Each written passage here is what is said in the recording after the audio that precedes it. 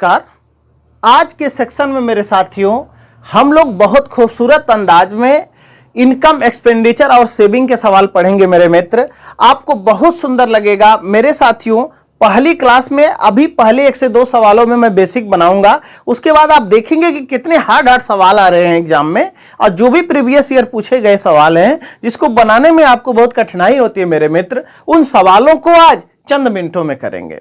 ध्यान दीजिएगा, पहले कंसेप्ट समझते हैं, उसके बाद सवाल करते हैं, और वीडियो को शुरू से अंत तक देखिएगा मेरे साथियों। ठीक है, देखिएगा पहला सवाल आपके स्क्रीन पर यह है। बोला राम और रहीम की मासिक आय का अनुपात 4 संबंधे 3 है। कौन कौन है आप देख पा रहे हैं? राम है और कौन है? रहीम है।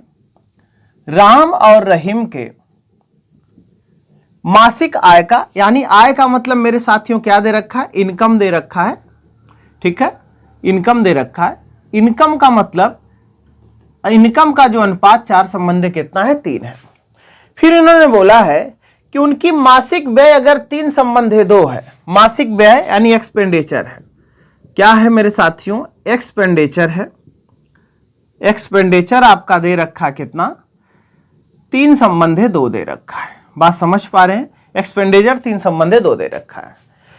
बोल रहा है यदि उनमें से प्रत्येक 5,000 रुपए की बचत करते हो, इनमें से प्रत्येक 5,000 रुपए की बचत करते हो, यानी क्या दे रखा है यहां पर? सेविंग।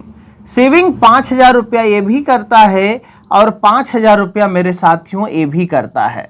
सबसे पहले समझिए कि कॉन्सेप्ट क्या है सवाल का।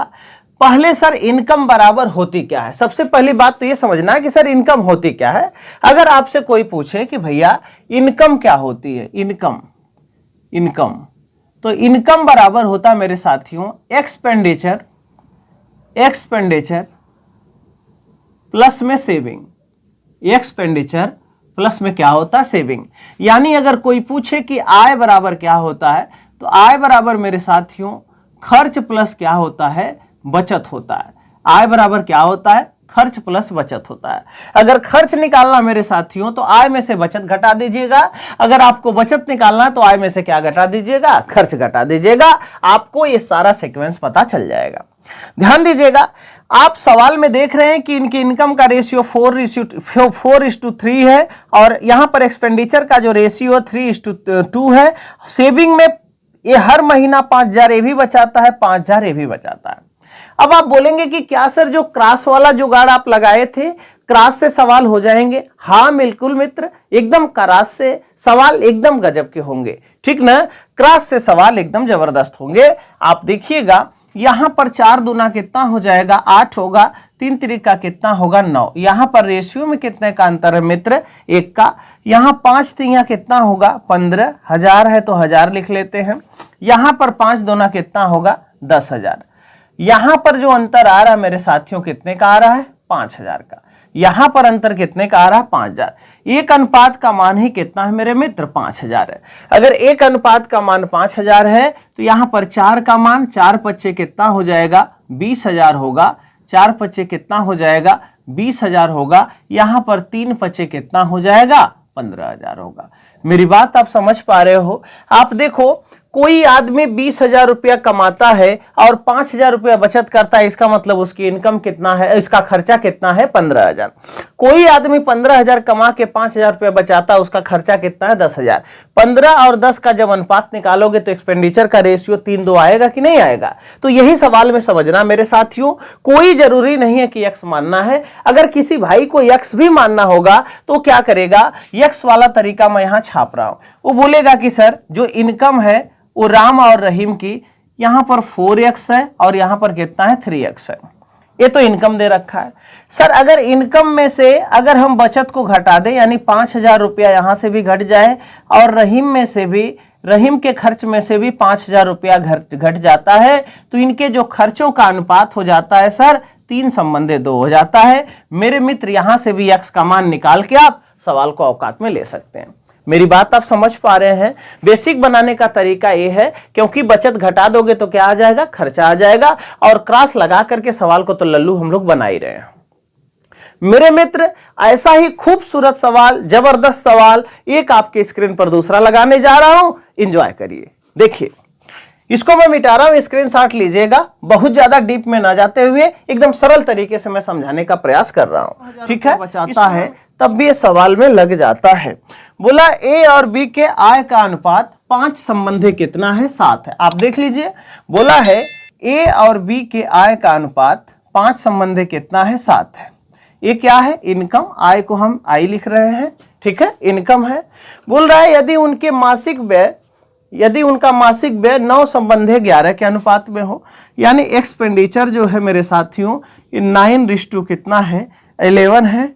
और यहां पर सेविंग बोला जा रहा है। अब की बार ये कह रहा है कि यदि प्रतिमाह ठीक है, ए 1200 रुपया और बी 2000 रुपये की बचत करता है। प्रतिमाह ए 1200 रुपया और बी 2000 रुपये की बचत करता है, तो इनकी इनकम ज्ञात करें, या इनकी इनकम का, ठीक है, इनकी इनकम ज्ञात करें, यानी बी की आय ज्ञात करें। बात समझ पा रहे हैं हम, क्या पूछ रहा है, बी की आय ज्ञात करें। ध्यान दीजिएगा, अगर बी की आय पूछ रहा है तो हम क्या लगाएंगे, क्रॉस। 11 पचे 55, 9 सत्ते कितना होता है, 63। इनके बीच का जो अंतर आएगा मेरे साथियों 13 और 6 कितना आ जाएगा, 6 आ जाएगा, ठीक है। 7 6 13, ठीक है। यहाँ पर 13 तो यहाँ पर कितना आ जाएगा, 8 आएगा ना। 13 में से 5 जाए कितना आ जाएगा, 8 आएगा मेरे साथियों। यहाँ पर 9 दूना कितना होगा, 18,000। 9 दूना कितना होगा, 18,000। 12 11 कितना होता मेरे साथियों, 132,000, 132,100। इसका मतलब 13,200, ठीक है। 13,000 कितना आ जाएगा, 200। 18,000 में से 13,200 घटाएंगे तो 4,000 कितना आ जाएगा, 800। 4,000 कितना आ जाएगा मेरे साथियों, 800। आप देख रहे हैं कि 8 की वैल्यू सवाल में कितना है, 4800। तो 8 की वैल्यू 4800 है, तो 1 की वैल्यू 8 6 का 48 यानी कितना होगी मेरे साथियों, 600। अगर 1 की वैल्यू 600 तो पूछा है कि बी का वेतन ज्ञात कीजिएगा, तो बी का जो वेतन है मेरे साथियों, तो 7 × 600 का मतलब कितना हो जाएगा, 4200। 4200 इज द राइट आंसर। आप देख पा रहे हैं कि क्रॉस प्रोडक्ट से अगर यहां वाला डेटा चेंज भी कर दे तब भी कोई प्रभाव नहीं पड़ेगा। सवाल को हम लोग लल्लू बनाने का प्रयास करेंगे और करते रहेंगे। आप देखिएगा, इतना सुंदर सवाल और लेने जा रहा हूं जहां पर 3-3 आपका इनकम दिया होगा, 3-3 आपकी सेविंग दी होगी, 3-3 आपका एक्सपेंडिचर दिया होगा। बहुत जबरदस्त मेरे साथियों ये सवाल रहे। बोला है ए बी सी के आय का अनुपात 3 संबंधी 4 संबंधी कितना है मेरे साथियों, 5 है। अब इन्होंने बोला है कि उनके खर्च का अनुपात 4 संबंधी 5 संबंधी 6 है। इनके खर्च का अनुपात 4 संबंधी 5 संबंधी कितना है, 6 है। ये क्या है मेरे साथियों, ये इनकम है, और ये क्या है मेरे साथियों, ये एक्सपेंडिचर है, यानी खर्चा है। अब आप बोलेंगे, अब सवाल में पूछ रहा है कि इनके बचतों का अनुपात ज्ञात कीजिए। आप बोलेंगे गुरुजी, जब यहाँ पर जो इनकम है, इनकम में से अगर खर्चा घटाएंगे तब सेविंग आएगी। इसका मतलब कि सर सेविंग का जो अनुपात होगा, यानी जो बचतों का अनुपात होगा, वो आएगा कैसे। सबसे पहले मेरे साथियों आपको ये करना पड़ेगा कि आप ध्यान दीजिएगा, जब भी इस तरीके का सवाल आएगा तो थोड़ा सा मैं हिंट दे रहा हूं, बेसिक कैसे बनाएंगे। आप इनकम को एक्स वेरिएबल मानिएगा, और यहां पर आप इनकम को एक्स वेरिएबल मानिएगा, और यहां पर एक्सपेंडिचर को क्या मानिएगा, वाई वेरिएबल मानिएगा। इनकम को जब एक्स मानेंगे, वाई जब इसको मानेंगे, तब सवाल का उत्तर आपके सामने नजर आएगा। करना कैसे, समझ लो बात को। आप मान लेना कि ये जो है एक्स वेरिएबल है और ये जो है क्या है, वाई वेरिएबल है। अब सवाल में एक लाइन और देखिए, दे रहा है कि यदि ए अपने आय का 1/4 बचत करता है ना। कौन है बंदा, ए है। ए अपनी आय का, ठीक है, ए अपनी आय का 1/4 क्या करता है, बचत करता है। ये अपनी आय का 1/4 क्या करता है, बचत करता है। यानी मेरे साथियों 3/4 क्या करता है, खर्चा करता है। ये अपनी आय का 3/4 क्या करता है, खर्चा करता है। तो जब 3/4 इसकी ए की आय कितनी है, तो ए की जो आय है मेरे साथियों 3x है, ठीक है। और इसका जो खर्च कितना है, इसका खर्च कितना है, 4y है। तो यहां पर अगर आय में से अगर खर्चा घटा दोगे 3x माइनस 4y करोगे तो यही इसकी क्या आ जाएगी बचत। आय का 1/4 बचत करता है, यानी 3x का 1 क्या करता है 4 बचत करता है। ये बात समझ पा रहे हो। यानी आपने सीखा है कि सर आय में से अगर खर्चा घटा देंगे तो क्या आ जाएगा, बचत आ जाएगा। आय इसकी कितनी है 3x है, और यहां पर खर्च कितना था 4y था, क्योंकि इस वाले वेरिएबल को हमने पूरा x मान लिया और इसको क्या मान लिया y। x y नहीं मानना पड़ेगा मेरे साथियों, बस समझ लो कि कैसे सवाल को करना है, ठीक है। और ये टोटल जो इसकी कमाई है ए वाली की कमाई 3x थी, तो 3x का 1/4 क्या करता बचत। यहां से क्या निष्कर्ष निकलेगा, 4 आके गुणा करेगा तो 4 3 कितना हो जाएगा मेरे साथियों 12x माइनस में 16y और बराबर कितना आ जाएगा 3x। ये आ जाएगा 3x इधर आएगा मेरे साथियों, तो यहां पर कितना हो जाएगा 9x और यहां पर 16y उधर चला जाएगा। यानी x बटा y की जो वैल्यू आएगी मेरे साथियों, x बटा y की वैल्यू जो आएगी वो 16 बटा कितना आ जाएगी 9 आ जाएगी। ये चीज आपको समझना, x बटा y की वैल्यू जो आ जाएगी वो 16 बटा कितना आ जाएगी 9 आ जाएगी। अब आप बोलेंगे कि गुरुजी जो x वाला वेरिएबल है इसमें किससे गुणा करना है 16 से, और जो y वाला वेरिएबल है इसमें किससे गुणा करना है 9 से। x वाले वेरिएबल में अगर 16 से गुणा करेंगे और यहां पर 9 से गुणा करेंगे तो इनका जो अनुपात है बदल जाएगा। यहां पर 16 पच्चे कितना होगा मेरे साथियों 80 होगा, 16 चौका कितना होगा 64 होगा, 16 तिया कितना होगा 48, 9 छक्का कितना होगा 54 होगा, यहां पर मेरे साथियों 9 पचे कितना होगा 45 होगा। बात समझ पा रहे हो, 9 चौका कितना होगा 36 होगा। अब ध्यान से बात समझिएगा, अब आराम से आप क्या निकाल पाएंगे, बचत का रेशियो निकाल पाएंगे। अब ध्यान दीजिएगा 80 में से 54 जाएगा, 80 में से 54 जाएगा कितना बचेगा 26 बचेगा, 80 में से 54 जाएगा कितना बचेगा 26 बचेगा। 64 में से 45 जाएगा, 64 में से 45 जाएगा, 64 में से जब 45 जाएगा मेरे साथियों तो यहाँ पर 14 में से 5 जाएगा कितना, यानी 9 बचेगा, यानी कितना बच जाएगा 19 बच जाएगा, यहाँ पर 19 बच जाएगा, यहाँ पर 48 में से 36 जाएगा, यहाँ पर बचेगा कितना 12। तो आप देख रहे हो कि इस तरीके से जब x और y वेरिएबल हम मान रहे हैं तो सवालों को कैसे आसान बना लिया जा रहा है। ये आपको सीखने के लिए मैंने बनाया है कि मेरे भैया आय में से अगर आय में से अगर खर्चा घटा देते हो तो क्या निकल जाता है। के लिए इस समय रात के 12 बज रहे हैं मेरे साथी, आप लोगों के लिए कंटेंट तैयार किया जा रहा है, ठीक है। ऑफलाइन क्लास लेने के बाद गर्मी का मौसम है मेरे साथियों, तो शरीर साथ नहीं देती है, फिर भी आज 12 बजे रात में शूट कर रहा हूं मैं वीडियो। इसको जरूर आप लाइक शेयर सब्सक्राइब करिएगा। किसका बोला है ए का, बी का और किसका दे रखा सी का। ध्यान से बात समझिएगा, इसको आराम से समझाऊंगा अभी मैं। खर्च कितना दे रखा है 75%, यहां पर दे रखा है कितना 75%, 70% और 80%। यहां पर 70% है मेरे साथियों और यहां पर कितना है 80%। ये क्या करता है, खर्च करता है। आप बताइए कि जब खर्च ये सामने वाला इतना करता है, आप जब ये खर्च सामने वाला इतना करता है तो आप ये बताइए मेरे साहब कि बचत कितना करते होंगे, बचत कितना करते होंगे। आप बोलेंगे गुरुजी बचत तो यहाँ पर 25% करता होगा, यहाँ पर बचत 30% करता होगा, यहाँ पर बचत 20% करता होगा। ऐसा क्यों? क्योंकि सर जब 75% खर्चा कर रहा है तो 25% बचा पा रहा होगा, क्योंकि 100% टोटल क्या होती है, कमाई होती है। 80 में से 20 क्या करता है, बचत करता है। लेकिन इनके बचतों में अनुपात दे रखा है मेरे मित्र, इनके बचतों में अनुपात दे रखा है 20 संबंधे 9 संबंधे 8। इनकी जो बचत का अनुपात दे रखा है 20 संबंधे 9 संबंधे कितना दे रखा है 8 दे रखा है। ध्यान से बात समझिएगा, जब भी ऐसे सवालों को आप करिएगा तो आप परसेंटेज बनाने के चक्कर में मत पड़िएगा, आप डायरेक्ट क्या करिएगा, आय का अनुपात बना लीजिएगा। आपको पता है कि सर खर्च और बचत को जोड़ दें तो क्या निकल जाता है, आय। जब इन दोनों को जोड़ेंगे, सबसे पहली बात तो ये कि हमारे पास खर्चा कैसे निकालें, तो खर्चा निकालना नहीं, हमको कहां पहुंचना है, इनकम यानी आय पर। ध्यान से बात समझिएगा, यहां पर आप कह पाएंगे कि सर 25% की वैल्यू कितना है, 20 है। अगर 25% की वैल्यू 20 है मेरे साहब तो 100% की वैल्यू कितना हो जाएगी, 25 चौका 100 तो 20 चौका कितना हो जाएगी 80। मेरी बात आप समझ पा रहे हो।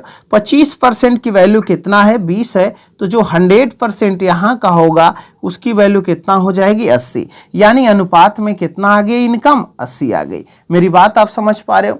यहाँ पर ध्यान से बात समझना मेरे मित्र, यहाँ पर 30% की वैल्यू कितना है 9, अगर मैं 3 से काट दूं तो यहाँ पर 10% का जो मान आ जाएगा कितना आ जाएगा 3। अगर 10% का मान 3 है, यहाँ 100% का मान चाहिए मेरे साथियों, तो यहाँ पर 100% का मान कितना होगा 30 होगा। समझ पा रहे हो कि नहीं। यहाँ पर आगे बढ़ो, यहाँ पर 20% का मान 8 है, अगर 20 में 5 से गुणा कर दोगे तो 100% आएगा यहाँ वाला कि नहीं आएगा, यानी सी का जो 100% होगा वो 8 बच्चे कितना हो जाएगा 40 हो जाएगा। ये बात समझ पा रहे हो आप। सी का जो 100% होगा 8 बच्चे कितना हो जाएगा 40 हो जाएगा। अगर इनका अब देख लो कि ये क्या आ गया, इनके इनकम का डायरेक्टली क्या आ गया अनुपात आ गया। इनकी इनकम कितना है 4 3 7 8 कितना है 15, यानी इनकी इनकम कितना है टोटल 150। आप रेशियो भी ले सकते हो, बड़ी बात नहीं है। 150 की वैल्यू सवाल में कितना दे रखा है 45,000 दे रखा है। 150 की वैल्यू सवाल में 45,000 है, 0 से 0 कटा, 15 तिया कितना 45, यानी 1 की वैल्यू कितना आ गई मेरे साथियों 300। अगर 1 की वैल्यू 300 आ गई तो यहाँ पर 40 की वैल्यू 4 तिया कितना हो जाएगी 12, यहाँ पर 40 गुणे में कितना हो गया 300, यानी यहाँ पर कितना आ जाएगी 12,000। यहाँ पर 30 गुणे कितना हो जाएगी 30, यानी यहाँ पर कितना हो जाएगी 300, यानी यहाँ पर 3 तरीका कितना हो जाएगा 9,000 हो जाएगा। यहाँ पर मेरे साथियों यहाँ पर 300 से गुणा करोगे 8 तरीका कितना हो जाएगा 24,000 हो जाएगा, यानी इन तीनों का जो आय निकल के आया 24,000, 9,000 और कितना आ गया 12,000। ध्यान देना कि जब बचत 25% का मान ही 20 है तो 25% के लिए हमको इनकम 100% चाहिए। तो 25 को कितना बार गुणा करें कि 100 आएगा, 25 का 4 बार गुणा करेंगे तो 100 आएगा। इसका मतलब 25 वाली रेशियो का 4 बार गुणा कर दें तो 100% का मान रेशियो में आ जाएगा। तो 20 चौका कितना आ गया था 80। यहां भी ध्यान देना 30 से डायरेक्ट मल्टीपल में नहीं है 100 पर जाने के लिए। 30% का मान 9 है, 3 से काट दिए तो 10% का मान कितना हो गया 3। 10% का मान 3 है तो 100% का मान एक एक जीरो बढ़ाने के बाद कितना हो जाएगा 30 हो जाएगा। 20% का मान 8 है, 100% का मान 20 बच्चे 100, यानी 8 बच्चे कितना होगा 40 होगा। इस तरीके से अगर सवाल कर रहे हो ना तब आप सवाल में तब आप एग्जाम में समय बचा पाएंगे, और बाकी लल्लू की तरह सवाल करेंगे तो समय बचने वाला नहीं है मेरे साथियों, ठीक ना। इस तरीके के सवालों को ऐसे आप लगाएं। एक नॉर्मली सवाल और हम लोग कर लेते हैं, इसको हम इरेज कर रहे हैं। यहां पर खर्चा कैसे आ गया दूसरे सवाल में, यहां पर 75% है, यहां पर 70% है, और यहां पर कितना आ गया 62%। ये क्या आ गया सर? आप बोलेंगे कि सर ये तो क्या आ गया खर्चा आ गया। हम बोलेंगे भाई साहब बचत आप बताओ। आप बोलोगे कि सर 75% खर्चा करने वाला आदमी गारंटी है कि केवल 25% बचाएगा, 70% वाला 30% बचाएगा, 62% वाला 38% बचाएगा। ये तो आ गई बचत परसेंटेज में, लेकिन सर नहीं, बचत परसेंटेज में नहीं दिया है सर, बचत का अनुपात दिया है। अनुपात बचतों का 20, 21 और कितना दिया है 19 दिया है। बचतों का जो रेशियो दे रखा है, बचत का जो रेशियो दे रखा है मेरे साथियों, ये कितना दे रखा है 20 दे रखा है, यह 21 दे रखा है, और यहाँ पर कितना दे रखा है 19। ध्यान से बात समझिएगा, अगर 25% का मान 20 है मेरे साथियों तो आय कितनी होती है, आय कितनी होती है, आय तो 100% होती है। तो 25 चौका 100, यानी 20 चौका कितना हो जाएगी 80। ये आय का क्या हो गया रेशियो हो गया। समझ पा रहे हो बात को। यहाँ पर 30% का मान कितना है 21 मेरे साथियों, फिर 3 से डिवाइड करो, 3 से डिवाइड करोगे तो 10% का मान 3 सत्ते 21, यानी कितना होगा 7। 10% का मान 7 है तो 100% का मान कितना होगा 70 होगा। ये बात समझ पा रहे हो। 10% का मान 7 है तो 100% आय का मान कितना होगा 70 होगा। यहां पर देख रहे हो कि 38% का आधा रेशियो है, तो इसका मतलब 100% का आधा क्या होगा रेशियो होगा। ये समझ पा रहे हो। 38% कितने को इंडिकेट कर रहा है 19 को, तो यहाँ 100% कितने को इंडिकेट करेगा 50 को। अब ये समझ पा रहे हो कि रेशियो आ गई किसकी इनकम की। यहाँ पर 8 7 15 5 कितना हो गया 20। 20 का मतलब कितना हो गया 200। 200 की वैल्यू सवाल में कितना दे रखा है 30,000। 200 की वैल्यू सवाल में कितना दे रखा 30,000। 0 से डबल 0 कट जाएगा, 2 से काटोगे तो 1 का जो मान हो जाएगा मेरे साथियों 1 का जो मान हो जाएगा कितना आ जाएगा 150। 1 का मान अगर 150 आ गया, 1 का मान अगर 150 आ गया तो इसमें अगर 150 से गुणा करोगे तो 15 पचे कितना हो जाएगा 75, यानी 7500 इसकी कमाई हो जाएगी। ठीक है, यहाँ पर 150 से गुणा करोगे 15 सत्ते 105, 10,500 इसकी कमाई हो जाएगी। अगर यहाँ पर 15 से गुणा करोगे यानी 150 से गुणा करोगे तो 15 वट्ठे 120, यानी यहाँ पर 12,000 इनकी कमाई हो जाएगी। तो ऐसे सवालों को इस तरीके से बड़े आराम से स्लो मोशन में लगाने का प्रयास करिएगा मेरे साथियों। तो बहुत ज्यादा लंबा लेक्चर न करते हुए हम यहीं पर अपनी वाणियों को विराम देते हैं। सेशन को लाइक शेयर सब्सक्राइब करना एकदम नहीं भूलिएगा मेरे साथियों, और जबरदस्त तरीके से एकदम एंजॉयफुल तरीके से चीजों को आप देखते रहिए, अपने मित्रों तक ज्यादा से ज्यादा शेयर करिए मेरे साथियों। ठीक है, आप देख ही रहे हैं हालत, मेरी हालत कैसे हो चुकी है। थोड़ा सा भी तरस होगा तो आप जरूर लाइक शेयर सब्सक्राइब करेंगे, लेकिन आपके लिए तो सारा कुछ समर्पित कर रहा हूं, तो आपका दायित्व बनता है कि ज्यादा से ज्यादा लोगों तक पहुंचाएं। बस अपना ध्यान रखिए। इसी बातों के साथ धन्यवाद।